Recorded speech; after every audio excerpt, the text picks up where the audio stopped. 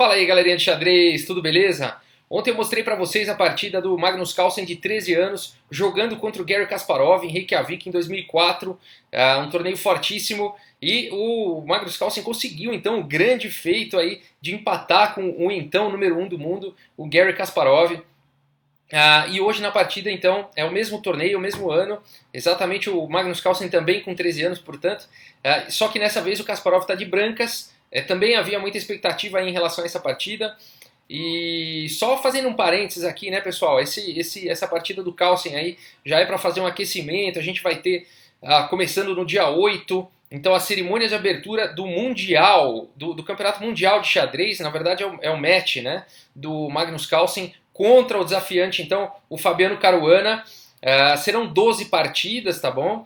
Uma partida por dia, por 2 dias seguidos, no terceiro descanso e assim sucessivamente até completar 12 partidas. Eu fiquei de confirmar para vocês o controle de tempo, tá, pessoal? Vai ser 100 minutos para os 40 primeiros lances, depois mais um acréscimo de 50 minutos para cada um, para fazer mais 20 lances, e depois um acréscimo final de 15 minutos para cada um, sendo que cada lance haverá um acréscimo de 15 segundos, isso desde o primeiro lance, tá bom?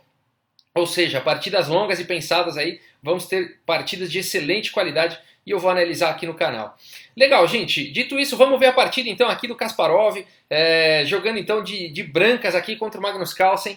E vamos lá, o Kasparov então abriu aqui com C4 e o Magnus Carlsen defendeu aqui com cavalo em F6. Então a gente tem uma abertura inglesa, mas ela vai transpor aqui, a gente vai ver, ó, cavalo C3, G6, E4, D6, D4 e bispo G7. Transpôs então aqui para uma Índia do rei, né, para uma defesa Índia do rei. E a partida continuou com cavalo em F3, roque, bispo em E2, tudo teórico, tudo padrão até agora. E5, né, as pretas podem jogar esse lance, né, se as brancas quiserem capturar o peão aqui em E5, por exemplo, peão toma em E5, peão toma em E5, dama toma em D8, torre toma em D8, e se as brancas quiserem capturar aqui em E5 com cavalo toma em E5, parece que elas ganharam peão, mas na verdade não, as pretas têm o lance cavalo em E4, cavalo toma em E4, abrindo um descoberto aqui do bispo em E5 e recuperando, tá? Se por exemplo o cavalo toma em E4, o bispo toma em E5, e tá tudo igual, um bom desenvolvimento aqui para as pretas, já rocou, a torre já está ativa numa coluna aberta, o bispo está bem colocado, né? Então é bem possível de jogar, por isso então que as pretas podem jogar e devem jogar o lance E5 aqui nessa posição, tá bom? A partida seguiu então com o bispo E3, desenvolvendo uma peça, ao invés de perder tempo aí com essa variante que a gente acabou de analisar. Peão toma em E4, em D4, desculpa, cavalo toma em D4, C6. Aqui a gente já tem uma posição ainda teórica, tá bom? Continuou aqui com F3, torre em E8, então colocando a torre numa coluna semi-aberta. É uma boa posição para essa torre. Bispo aqui em F2 e D5, já tentando romper aí no centro. E depois de E toma em D5, C toma em D5, o Kasparov vai para essa linha aqui com C5, tá bom? Avançando o peão. A ideia de C5 é mais tarde criar um posto avançado aqui para o cavalo em D6, tá bom? Um lance perigosíssimo aqui do Kasparov contra o Magnus Carlsen. Cavalo C6 então desenvolvendo, roque, e aí cavalo em H5 aqui. O Magnus Carlsen prepara um possível cavalo em F4, também intensifica aqui a pressão em D4, tá bom? Então cavalo H5 foi jogado aí pelo Magnus Carlsen. E aí dama D2. Dama D2 é um lance que conecta as torres, é um lance que evita a entrada do cavalo em F4, tá? Um excelente lance aqui pelo Kasparov. E bispo E5. Esse então é o último lance teórico da posição jogado aqui pelo Magnus Carlsen. A ideia desse lance é que esse bispo ele segura aqui a casa D6, ele está numa casa bastante ativa aqui, tá? Esse bispo está mais ativo do que o bispo do Kasparov em F2, tá bom?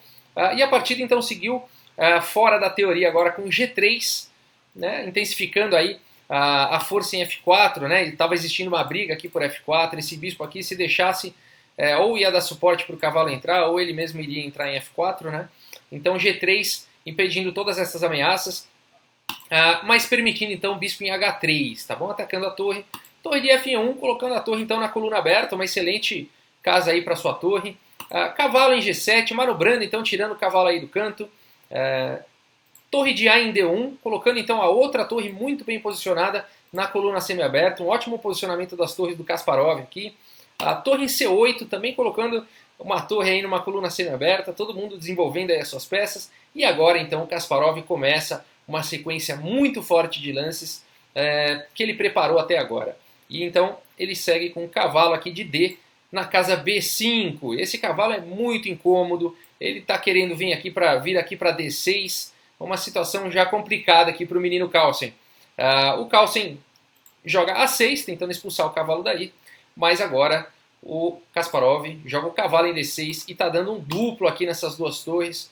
Não resta muita opção aqui para o Magnus Carlsen a não ser capturar o cavalo. E esse lance do Kasparov é muito bonito, porque parece que ele está sacrificando um peão, né? Mas na verdade, quando ele jogou aqui o cavalo de bem em D5, ele intensificou, né, uma pressão aqui no peão de D5. Então o peão de D5 está caindo, e é por isso que o Kasparov pode se dar ao luxo aqui de jogar cavalo em D6, tá bom? A partida seguiu então com o bispo toma D6, peão toma em D6, e aqui, gente, não seria muito bom para as pretas capturar esse peão agora, não foi jogado, tá bom? Se jogasse, por exemplo, dama toma em D6, o Kasparov poderia continuar e ficar muito bem na partida aqui com cavalo toma em D5. Esse cavalo avançado aí é muito perigoso, e depois de cavalo em E7, cavalo toma em E7, dama toma em E7, o Kasparov teria o lindo lance bispo em B5, tá bom? Atacando aqui a torre e abrindo aqui um descoberto também sobre a dama. E aí com a dama e a torre atacadas, iria perder material, e o Kasparov com certeza ia ganhar essa partida, né?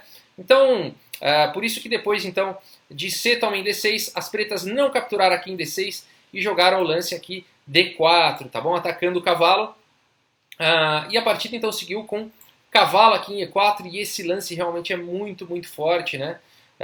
Ele está segurando aqui o peão de D6, e a gente vai ver que o posicionamento desse cavalo aqui realmente é muito incômodo. O peão de D4 está seriamente atacado aí por várias peças, mas a gente vai ver o lindo lance que o Kasparov vai fazer daqui a pouco. A ideia dele é genial. Bispo F5, então, o Carlsen, claro, está muito preocupado com esse cavalo, quer eliminar esse cavalo de qualquer jeito, intensificando então aqui a pressão em E4, e aí o Kasparov ele faz realmente um lance maravilhoso aqui. Se você quiser pausar o vídeo então e encontrar o lance do Kasparov, se você estivesse jogando aí contra o Magnus Carlsen de 13 anos, como é que você faria para conseguir melhorar aí a posição e conseguir até ganhar qualidade em mais alguns lances aí? Eu vou dar mais alguns segundos.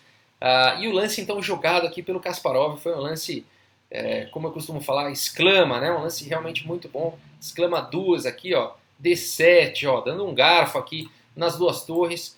As pretas não tem muita opção senão capturar, né, esse peão. E por que o Kasparov fez isso, né? Agora esse cavalo aqui estaria até livre para dar um duplo aqui nessas torres, mas o Kasparov joga um lance mais forte ainda nessa posição, que é o lance bispo toma em D4. Então, recuperando o seu peão, e agora tem duas ameaças, né? O cavalo pode ir para D6, o cavalo pode ir para F6, dando um cheque aqui, atacando todo mundo. D6 também dá um duplo. Então são muitas ameaças realmente, o Kasparov está muito perto de ganhar qualidade. O Magnus Carlsen ainda tentou com cavalo toma em D4, dama toma em D4, mais uma vez a dama está apoiando aqui o cavalo para ir para F6, o cavalo continua ameaçando ir para D6, e aí realmente não dá mais, né? Cavalo em F5 foi jogado aqui pelo Magnus Carlsen, não foi o melhor lance, tá bom? Provavelmente também estaria melhor para o Kasparov, mas bispo F5 teria sido uma continuação melhor. Depois de cavalo F6, por exemplo, rei H8, cavalo toma em E8, dama toma em D4, cheque, torre toma em D4, torre toma em E8, e rei F2, por exemplo, é uma posição melhor para as brancas, mas teria sido uma continuação melhor para as pretas em relação ao que foi jogado, tá bom? Então o lance jogado depois de dama toma em D4 foi o lance cavalo F5, então atacando a dama e defendendo aqui a casa de D6, mas o problema é que aqui esse bispo, né, tá atacado aqui duas vezes pela torre e pela dama, e aqui o Kasparov já ganha peça, então.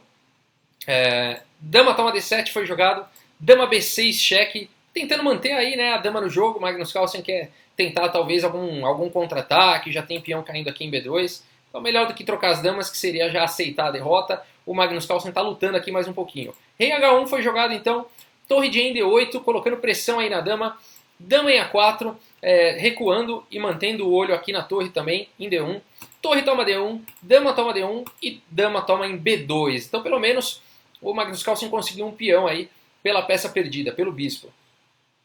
Dama B1 foi jogada aqui pelo Kasparov, propondo a troca de damas. Torre em C2, jogada aqui pelo Carlsen.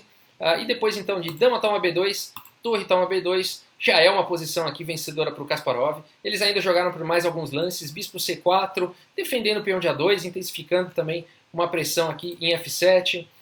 Cavalo D4 foi jogado e depois de torre E3, então defendendo o peão de F3, o menino Carlsen de 13 anos abandonou a partida.